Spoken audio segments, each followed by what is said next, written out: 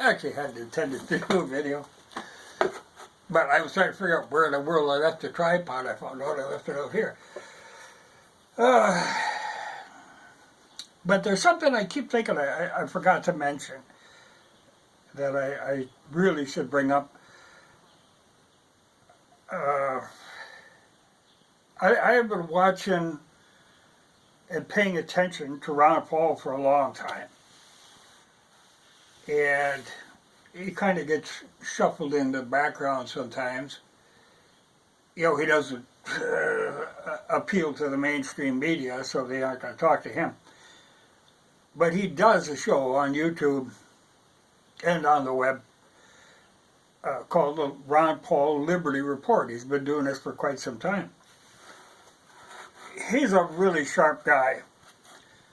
You know, he did run on the Republican ticket a while back for president, you know. And it was funny because at the time people said, oh, he's too old. Well, now you got this ancient nut in there. But, you know, Ron Paul, I think he's like 85 years old, and he's still just sharp as a tack.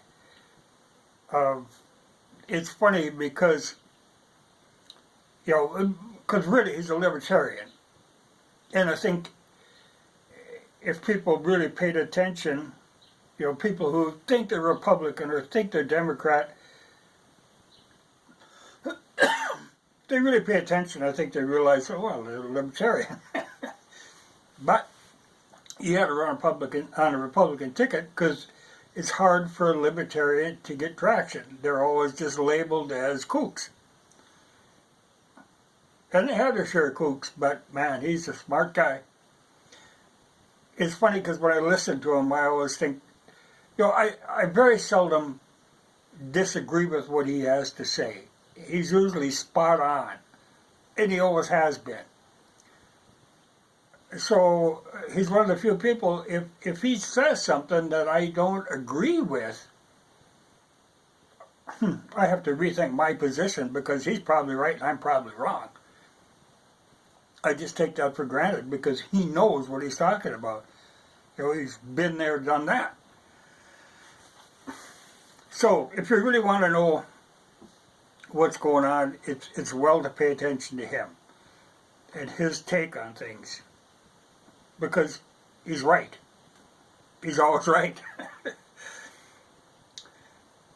But I thought I'd bring it up because I don't know that I've actually mentioned it. You know, it's funny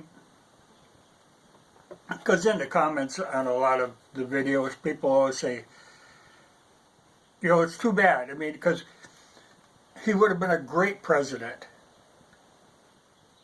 And people always figure, okay, here's the best president we never had, that we never got to have. And that's a shame. But that's the way it works. You know, you get these, it's all about the parties. You know, that's the thing. Because even when he was running on a Republican ticket, he wouldn't fit into the mainstream Republican view of things. So it was an uphill battle. But every time he says anything, people say, oh, well, yeah, he's right. Why didn't anybody say that before, you know?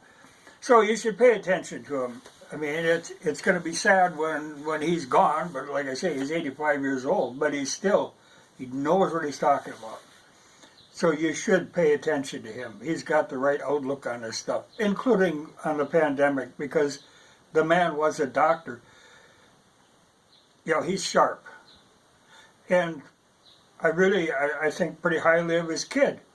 You know, his kid is still young, but he's doing a lot of good. He brings up a lot of stuff that nobody else will bring up. But, you know, though he is a Republican, he isn't your mainstream party guy. You know, he's in it for truth. You know, so he's a good one to pay attention to too.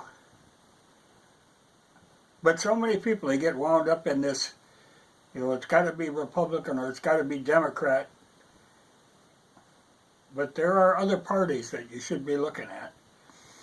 Anyway, I thought I'd mention that. If you really want to, because he talks about current events all the time on their show. And just, he's so up on this stuff. But I happened today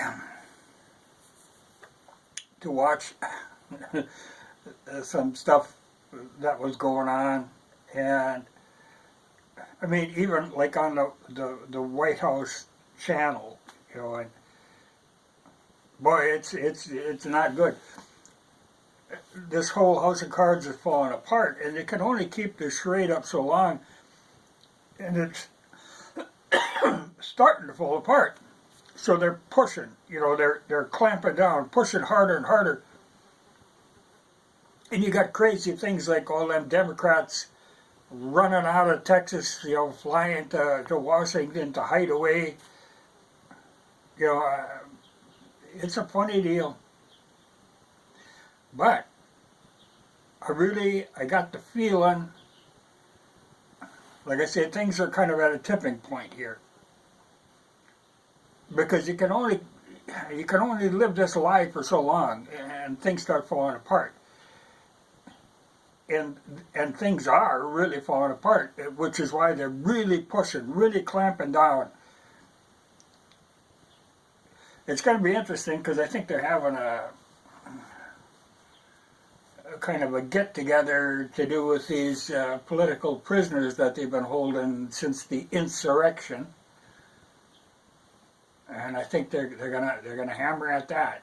I think that's going to be interesting. But there's going to come a point in here where it's just going to all fall apart. And as it falls apart, I got the feeling that they're just going to, the Democrats, in desperation, are going to destroy everything they can. Just completely tear it apart. Then blame somebody else, but they're going to do it because they got no place else to go with this. So I think that's coming very soon. So I think you better hang on. It's going to be a bumpy ride. But it's about time. I mean, that's been going on for way too long. But I really think it's coming to a head now that things are going to fall apart. Actually surprising they're able to keep it going this long, but it's only because they got the news media on their side. But even they are starting to lose their traction with the news media, because you can't expect people to keep repeating these out and out lies all the time. Eventually their conscience has got to bother them. They're going to have to say what's really going on. But then they just double down. The White House doubles down on it.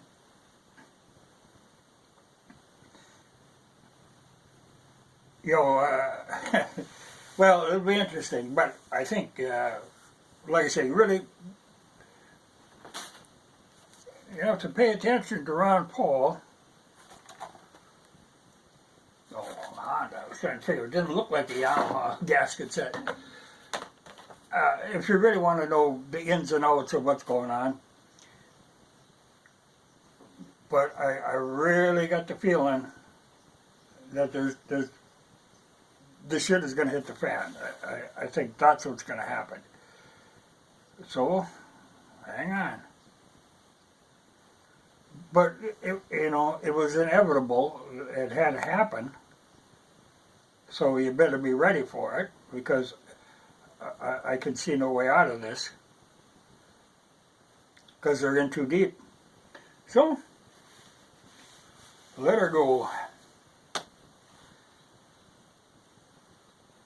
It's so ridiculous. Like today, I even saw there was a clip where he was, flying into Philadelphia, and then he gave some crazy-ass speech, and then flying out of Philadelphia. And on both of those videos, there was like 4 or 5 times as many dislikes as likes. At these, there was a crowd, in theory a crowd. There was way more cops than there was people. You know, they really have to watch, because sometime somebody is going to get a shot and they're going to take it.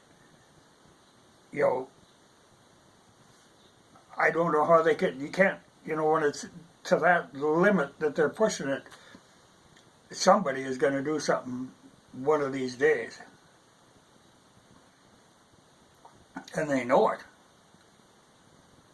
So they really, man, I never saw so many cops guarding somebody.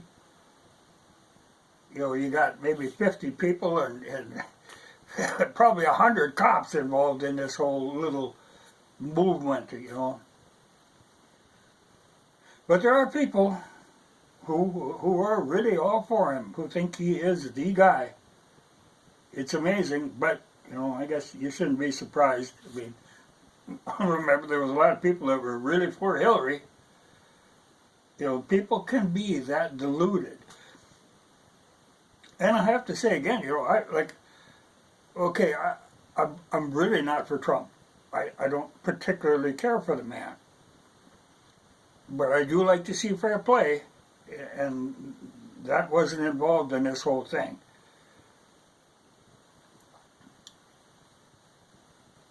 So what happens, happens.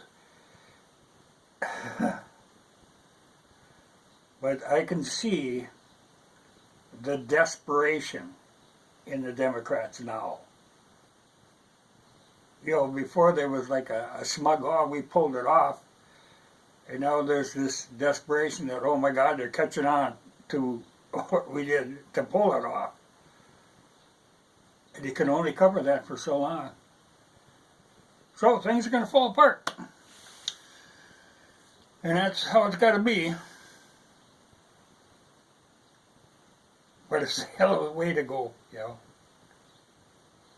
It's so funny because, you know, like though, I was watching down in Cuba, you know, of course we were involved in that.